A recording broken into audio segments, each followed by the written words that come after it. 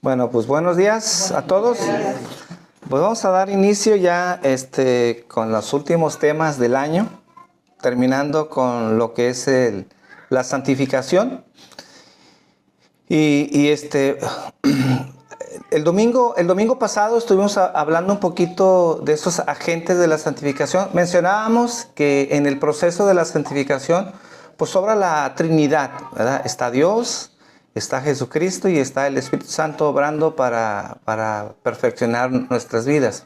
Hay un punto nomás que quiero recalcar antes de comenzar. Cuando hablamos de la santificación, los teólogos hablan de una santificación inicial. Quiere decir que en el nuevo nacimiento, cuando tenemos la conversión, en ese momento Dios interviene y a través de la obra del Espíritu Santo inicia la santificación. La iniciación de la santificación, dicen los teólogos, que es una obra monorgista, que solamente obra mono de uno solo, ¿verdad? En este caso, entendiendo de que Dios participa en la santificación inicial. Toda persona que ha nacido de nuevo, una persona que se ha arrepentido de su corazón, entonces Dios inicia un proceso de santificación, pero el inicio de la santificación solamente es obra de Dios, no es obra del hombre, es obra de Dios. Pero una vez que inicia la obra de santificación, que es monorgista, que solamente participa Dios, que el hombre no tiene ahí participación, nosotros no hacemos nada. Una vez que inicia la santificación, o que como hemos llamado el proceso de santificación, entonces ya tiene que ver el hombre, que ese es el tema de esta mañana. Este es el tema de esta mañana. Otro de los agentes que participan en la santificación tiene que ver nuestras vidas, obviamente, ¿verdad? Entonces, vamos a orar y vamos a dejar esto en las manos de Dios para que Dios nos dé luz y podamos entender cómo es que nosotros participamos en el proceso de santificación. Padre, en esta mañana te damos gracias, Padre. Gracias, Señor, por todo lo que haces en nuestras vidas. Y queremos, Padre, que tú sigas obrando en cada uno de nosotros. Como dice tu palabra, Señor, la obra que comenzaste en nosotros, Señor, que tú la sigas perfeccionando, Señor, que tú sigas trabajando en nuestras vidas. Y reconocemos que gracias a ti, Señor, que tú iniciaste este proceso, es que nosotros podemos caminar, Señor, bajo tus mandamientos, Señor. Que podamos, Señor, esta mañana, Señor, afinar más nuestras vidas. Estamos a punto de terminar el año. Afina nuestras vidas, Señor, para que comencemos un nuevo ciclo, Señor, un nuevo año, Señor, siendo mejores. Que podamos, Señor, perfeccionar nuestras vidas y lo que no logramos este año, Señor, que en verdad podamos lograr el año que viene, Señor, porque los ciclos son buenos, Señor. Sirven, Señor, para dejar etapas, tal vez a veces etapas no muy buenas, y comenzar otras, Señor, que empiecen retos en nuestras vidas. Y te pido que esta mañana, a través de este tema, Señor, tú nos hables para seguir afinando nuestras vidas. Te doy gracias en el nombre de Jesús. Amén. Quiero comenzar hablando de dos recomendaciones que debemos de evitar en cuanto al tema de la santificación, que tiene que ver con el creyente. Hay dos puntos que debemos de evitar y no irnos a los extremos, porque sucede dentro de la iglesia. En primer lugar, sobreenfatizar la obra de Dios, la obra de la Trinidad en nuestras vidas, en donde ellos intervienen para cambiar nuestras vidas y que nosotros permanezcamos pasivos. Esa es una. Que no nos vayamos al extremo en donde permitamos que la Trinidad obre en nuestras vidas, pero nosotros quedarnos quietos y esperar que todo lo haga Dios en nuestras vidas. Algunos lo han referido como la doctrina del pietismo. Cuando hablamos del pietismo, es una doctrina cristiana que surge dentro del cristianismo en el siglo XVI, ¿verdad? Que hablaba en donde se enfatizaba mucho el progreso personal de la persona, pero se abandonaba el progreso dentro de la iglesia. Y que hoy en día sigue existiendo eso. ¿Por qué? Porque hay gente que dice que puede crecer en el Señor sin necesitar de la iglesia. No necesitamos a la iglesia, no necesitamos un pastor. No necesitamos ir los domingos. Yo puedo quedarme en casa y oro, leo la Biblia y ya no tengo necesidad de estar yendo a una congregación. Entonces, ese es el pietismo, en donde enfatizamos nuestras obras, nuestra relación con Dios sin necesidad de nadie. No necesitamos a los hermanos, no necesitamos a ningún líder, no necesitamos a ningún pastor, no necesitamos a ninguna iglesia, ¿verdad?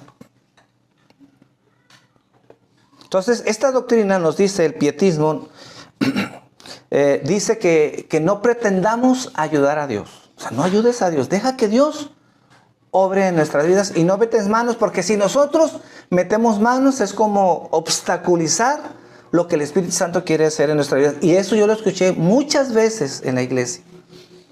Muchas veces lo dicen, no, es que tú suéltate y deja que el Espíritu Santo obre en tu vida y tú no trates de hacer nada, ¿verdad?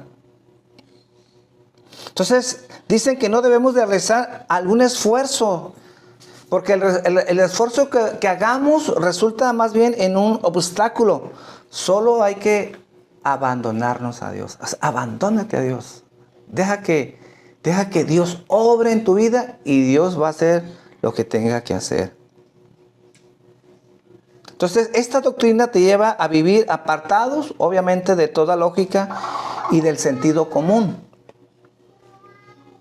Por ejemplo, si te ofrecen un trabajo, ellos dicen que no hay que tomarlo porque Dios proveerá.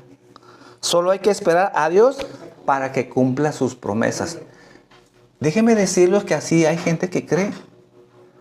Hay gente que cree esto, ¿verdad? Que Dios va a suplir nuestras necesidades, trabajes o no trabajes, porque Dios lo prometió, es promesa de Dios. Entonces, ¿es verdad que Dios suplirá nuestras necesidades? Sí, es bíblico. Pero Dios nunca va a actuar aparte de nosotros. Dios no hará la parte en donde el creyente debe ser responsable. Y la Biblia nos enseña que hay una parte en donde nosotros somos responsables. Entonces, ¿es verdad que Dios suplirá nuestras necesidades? Sí. Pero Dios no va a hacer lo que nos toca a nosotros. Dios no obrará en aquel que está acostado en una hamaca esperando que caiga dinero del cielo. Y por otro lado, están los que sobreenfatizan la obra del creyente, excluyendo la actuación de Dios. El extremo, uno, déjate llevar por Dios. Y el otro extremo, en donde no dependas de Dios, sino haz lo tuyo, ¿verdad? Tú tienes que hacer lo tuyo, tus esfuerzos. ¿Cómo lo vemos eso reflejado en algunos casos? Por ejemplo, si yo me dedico a estudiar, ¿verdad? A ver cómo hablar la oratoria, cómo preparar un buen sermón. Eso es bueno, sí es bueno, ¿verdad? Cómo no tener muletillas. Mi esposa, a lo largo de casi ya 40 años, ella sí, bueno, no tenemos tanto casados, ¿verdad? Pero ella siempre me ha ayudado. Oye, a veces dices esto, dijiste esto, repites mucho esto, tienes esta muletilla, pronuncias mal esta palabra, ¿no? Por ejemplo, yo tenía una palabra que no pronunciaba, Eclesiastés. ¿Era la palabra? Ajá, pero no es No, Deuteronomios. Deuteronomios, decía yo, Deuteronomios. Y varias veces mi esposa dice, oye, deja de decir eso. Es Deuteronomio. Levítico, yo decía Levíticos. No, es Levítico, ¿verdad? Pero ahí estaba mi esposa, ¿no? Y, bueno, podemos mejorar mucho en la manera en que nosotros podemos hablar, la oratoria. Eso se refiere a irnos al extremo. Pero ¿qué pasa con una persona que estudia, que se prepara, ¿verdad? Cómo hablar en público, cómo usar las manos, pero sin depender del Espíritu Santo? ¿De qué sirve tanta preparación, oratoria, cómo expresarnos al frente de la gente, si no dependemos del Espíritu Santo? ¿Qué pasaría con ese sermón? Un sermón, ¿verdad? Que está bien elaborado, bien hecho, posiblemente con buena doctrina, pero sin el respaldo del Espíritu Santo. ¿Y de qué sirve tanta preparación si Dios no va a respaldar y Dios no va a traer vida a través de ese mensaje? Prefiero un mensaje sencillo, sin mucha teología, pero con el respaldo y el poder del Espíritu Santo, que puede usar esas palabras y transformar la vida de la gente. Entonces, ¿habrá gente preparada y estudiosa que Dios use? Sí, pero no dependamos de las técnicas para presentar un buen mensaje, sino dependamos del Espíritu Santo para que Dios pueda traer vida en la vida de la gente.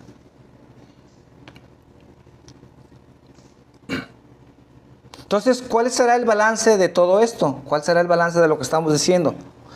Bueno, dice Filipenses en el capítulo 4, versículo 13, Filipenses 4:13, aquí hay una frase muy importante. Dice, todo lo puedo en Cristo que me fortalece.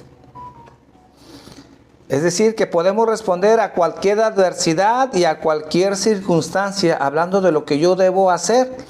Pero a la misma vez esto es posible porque Cristo está conmigo. Aquí vemos la combinación de tu yo, ¿verdad? En donde estamos actuando nosotros, pero a la misma vez de la obra del Espíritu Santo. Ahora, este contexto se ha ampliado mal.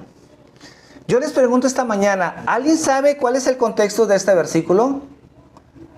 ¿Alguien sabe cuál es el contexto de este versículo?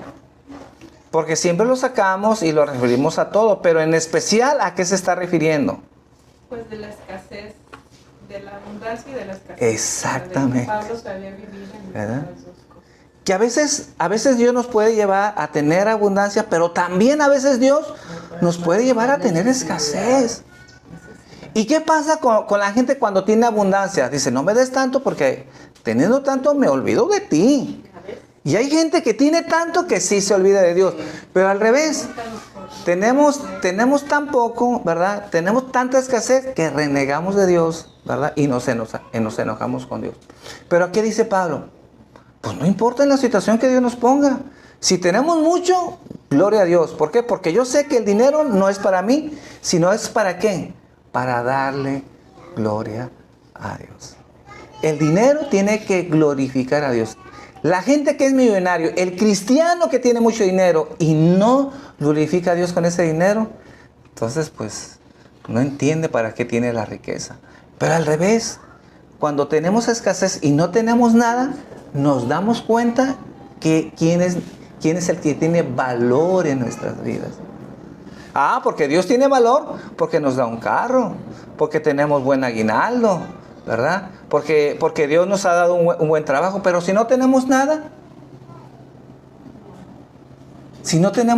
muchos no glorifican a Dios igual. ¿Me das? Te glorifico, pero no me das, me enojo contigo. No. A veces no tenemos nada, a veces quisiéramos tener dinero para hacer ciertas cosas, pero ¿qué nos dice Dios? ¿Me amas? ¿Me amas? Y es cuando vemos en realidad cuál es el amor que nosotros le tenemos a Dios. Yo sé que no nos gusta tener escasez. A veces mi esposa y yo platicamos. Porque a veces pasamos pruebas en donde, sobre todo mi esposa a veces dice, bueno Dios, ¿en dónde estás? ¿En dónde estás Dios? Y yo le digo, mira, puede ser que Dios nos tenga así un buen tiempo y puede ser que Dios nos dé riquezas y no sabemos cómo. Pero puede ser que nos vayamos, si Dios nos lo permite, ir al cielo, siempre teniendo escasez, no lo sé. Pero lo que nunca debe cambiar en nuestras vidas, en nuestro corazón, es nuestra fidelidad a Dios. Porque si no tengo y tengo muy poco, eso no va a cambiar mi amor por Dios. Eso no va a cambiar mi amor por Dios. Y miren que a veces hemos pasado tiempos muy difíciles, muy complicados, y aquí está mi esposa, pues más me acerco a Dios y más me arrimo a Dios. Porque aunque no tengo escasez, pues tengo lo mejor en esta vida. Porque si tenemos a Dios, ¿qué dicen ahí? Lo tenemos todo. Lo tenemos todo. Pero es verdad que batallamos con las cosas materiales. Somos muy materialistas. Y nos afligimos y lloramos. Y sí, yo sé, yo también a veces quisiera tener cosas en mi vida. Pero a veces así es la vida. Pero mi relación con Dios no va a cambiar. ¿Cuántos vienen a la iglesia? 100, 200, gloria a Dios. ¿No viene ninguno? no va a cambiar mi relación con Dios. Que si la gente, los que están aquí, quieren regresarse al mundo, los voy a seguir porque ya no va a haber nadie aquí. No, si quieren se vayan al mundo. Pero mi relación con Dios sigue firme, con multitudes o sin multitudes. Siendo que Dios me dé mucho o Dios me dé poco. Yo sigo siendo fiel a Dios. ¿Por qué? Porque sé que tengo lo mejor. Si no, pregúntenle al rico, a Lázaro y al mendigo. ¿Qué pasó al mendigo? Pues se la pasó mendigando y así murió mendigando. Pero que después, ¿qué pasó? Fue llevado, ¿verdad?, al cielo. ¿Y el rico? ¿Y qué pasó con todas sus riquezas, sus fiestas, todo lo que hacía? ¿Verdad? Que aún el mendigo deseaba las migajas de esas fiestas, ¿no? Pues esa es la vida. Hoy le decía a mi esposa, no sirve de nada tener un buen trabajo, no sirve de nada que nos llegue buen dinero si no tenemos a Dios. Yo le digo a mi esposa, mis hijas, por mucho que se esfuercen y trabajen mucho y tengan dinero, de nada sirve si no tienen a Dios. Vale la pena el esfuerzo y vale la pena trabajar, pero teniendo a Dios. Que tengamos a Dios, que no falte Dios. Y si no hay abundancia, que siempre esté Dios. Y eso es lo que nos debe de unir. ¿Qué pasa en una Navidad? La gente triste porque no tiene regalos, porque no tiene un buen... Pero tiene a Dios. Sin todo lo alegrémonos. Y demos gloria a Dios porque esto nomás es de paso. Ese es un momento nada más, es un abrir y cerrar de ojos. Pero después viene lo mejor. Pero aquellos que tienen abundancia, mucho dinero y no se acercan a Dios, eso les va a acabar. Pregunto a aquellas personas que han sido millonarias y que nunca se acercaron a Dios y que ya murieron, ¿dónde quieren que estén? Se los aseguro que están ahí diciendo, preferiría quedarme sin dinero, pero haberme acercado a Dios. Entonces no olvidemos lo que tiene valor. Entonces la Biblia nos enseña que el creyente es responsable de su santificación. Dice Colosenses capítulo 1 versículo 28. Colosenses 1, 28. Y vamos a leer hasta el 29. Colosenses 1, 28 y 29. Dice, a quien anunciamos amonestando a todo hombre y enseñando a todo hombre en toda sabiduría, a fin de presentar perfectos en Cristo Jesús a todo hombre. Por lo cual también trabajo luchando según la potencia de Él, la cual actúa poderosamente en mí. Dice, amonestamos a todo hombre y enseñamos a todo hombre en toda sabiduría, a fin de presentar perfecto en Cristo Jesús a todo hombre. Para la cual también trabajo luchando según la potencia de Él, la cual actúa poderosamente en mí. La meta de aquí de Pablo era anunciar el Evangelio. ¿Pero cómo se logra esto? Pues porque él dice, él tenía que trabajar fuertemente y abundantemente anunciando el Evangelio. Pero por otro lado, actuando el poder de Cristo, sin la cual nada podemos hacer. Pablo no esperaba que Dios obrara y estar sentado. Dice, no, me esfuerzo. Dice, por lo cual también trabajo luchando según la potencia de Él, la cual actúa poderosamente en mí. Yo me esfuerzo y a la misma vez el poder de Dios, el poder de Cristo obrando en mi vida para poder lograr y poder anunciar el Evangelio.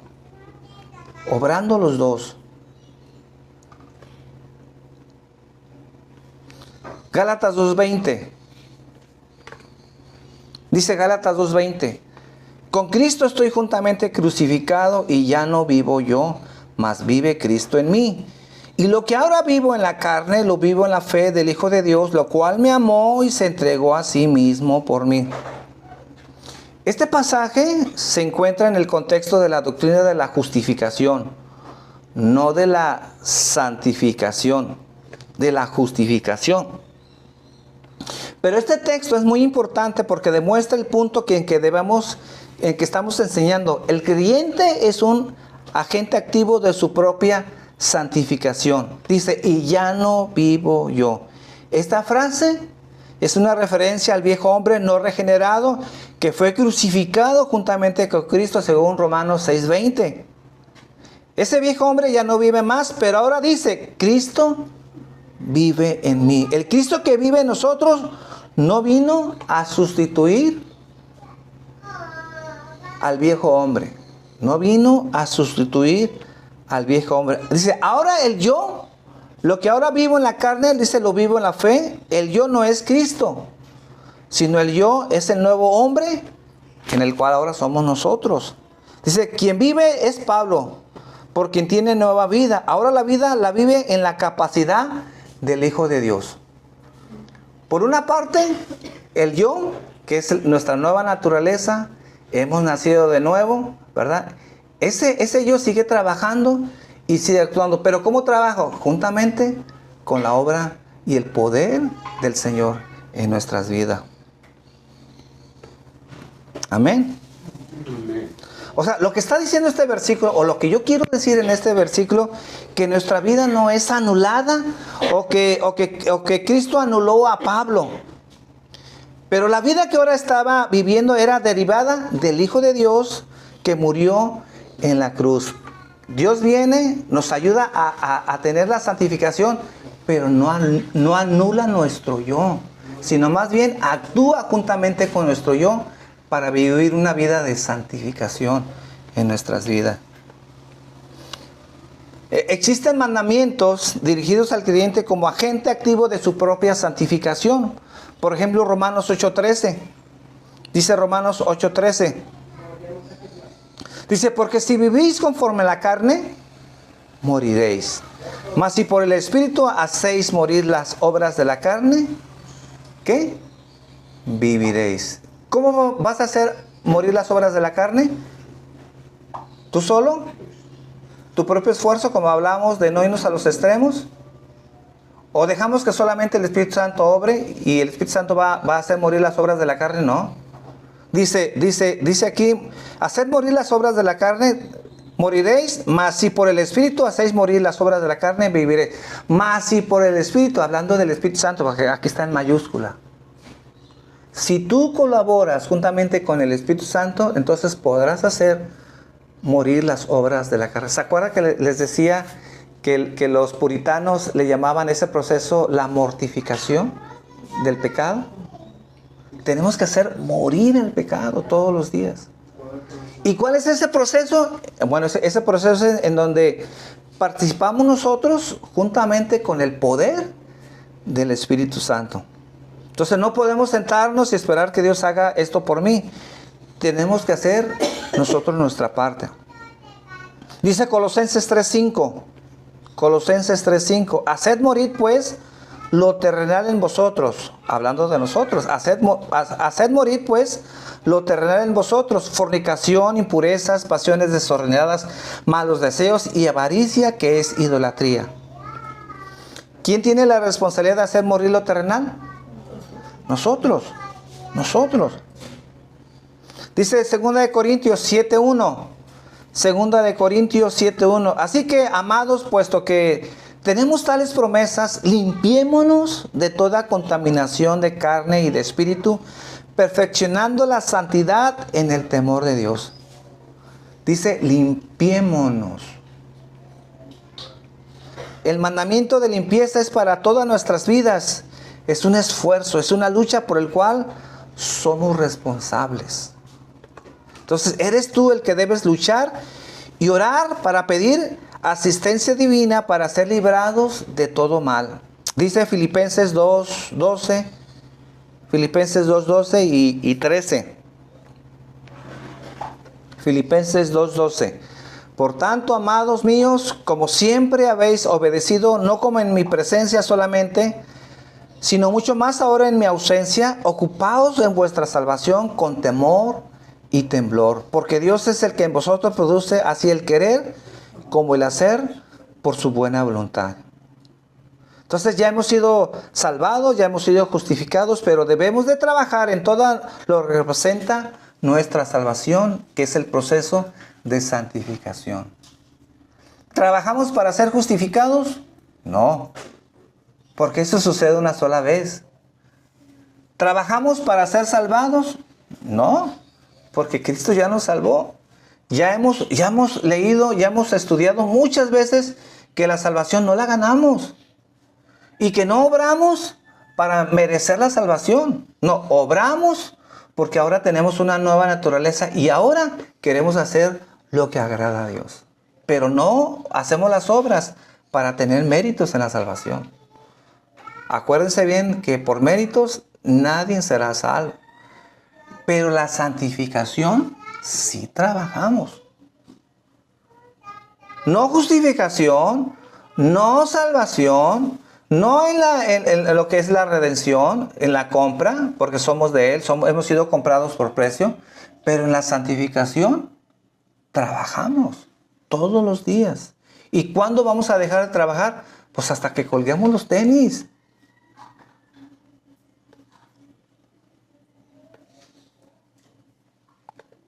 Entonces, la obra del Señor y la obra del creyente debemos de trabajar unidos. Entonces, la obra de Dios no es suspendida cuando nosotros obramos.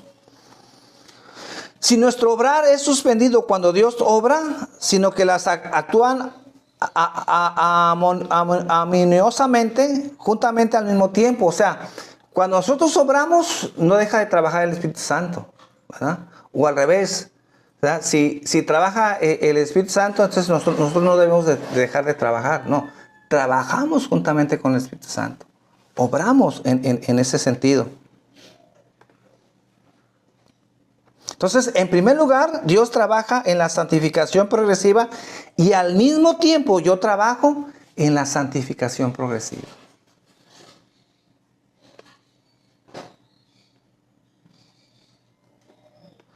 En segundo lugar, el obrar de Dios en nuestras vidas nos debe de motivar en nuestro obrar. ¿Por qué?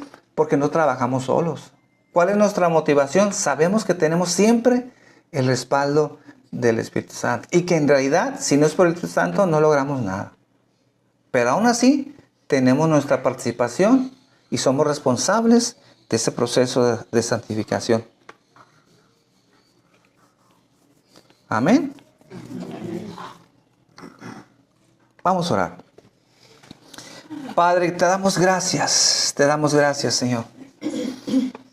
Te damos gracias esta mañana.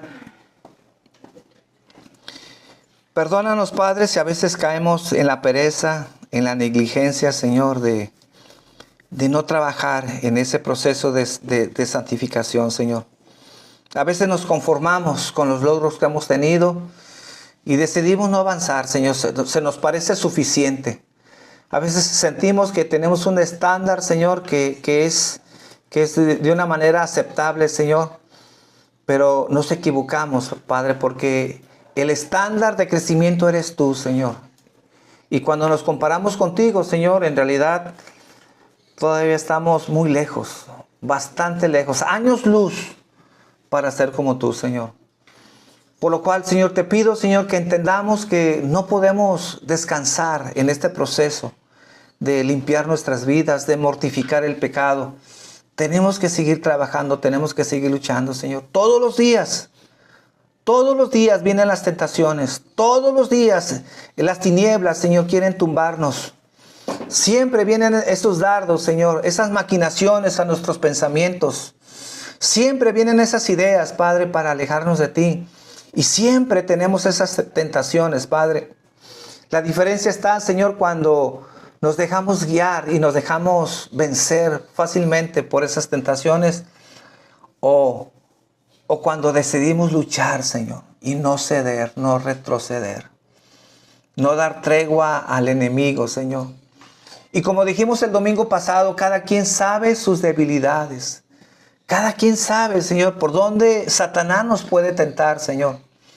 Y te pido que esta mañana, Señor, podamos avanzar cada día más en esas áreas débiles en nuestras vidas, en esas áreas que seguimos luchando, Señor. que reconocemos, Señor, que te necesitamos. Necesitamos que sigas trabajando en nuestras vidas, Padre. Y también sigue trabajando, Señor, en esta iglesia, en cada uno de nosotros. No, sabemos que no somos una iglesia perfecta, Señor. Somos una iglesia imperfecta, pero con una sinceridad, Señor, de querer cambiar, de querer ser transformados, Señor. No presumimos ser mejores que nadie, Señor. No nos ponemos, Señor, como una iglesia, Señor, que está por encima de las demás, sino una iglesia, Señor, que simplemente quiere mejorar todos los días. Una iglesia, Padre, que quiere ser luz en medio de las tinieblas, Padre. Y aunque a veces eso cuesta trabajo, eso requiere luchar todos los días en nuestras vidas, Señor. Y que a veces, Señor, nos cansamos, danos la fuerza, Señor, para no desmayar. Tú dices que tú das fuerza al cansado, Señor, y al que no tiene ninguna, Señor. Y que esta mañana venga tu fuerza, Señor, para seguir adelante, Señor, para no claudicar, Señor, para no ceder al pecado, a las tentaciones, Señor. Y poderte honrar, Señor, en todo lo que hacemos, Señor. Aún sea que tengamos o no tengamos, Señor, te honramos y te exaltamos, Señor. Y te seguimos, no por lo que nos puedas dar, Señor, sino porque reconocemos que eres Dios, que mereces la gloria, que mereces la honra, Señor, y que no tenemos un Dios como tú, Señor. Gracias por esta mañana, Señor. Y te pido, Padre, que este mensaje, Señor, pueda despertar en aquellos, Padre, que siguen, Señor, cediendo al pecado. Aquellos, Padre, que van a la iglesia, Señor, y que han dejado que todo lo hagas tú, Señor, y que ellos no han puesto de su parte, Señor.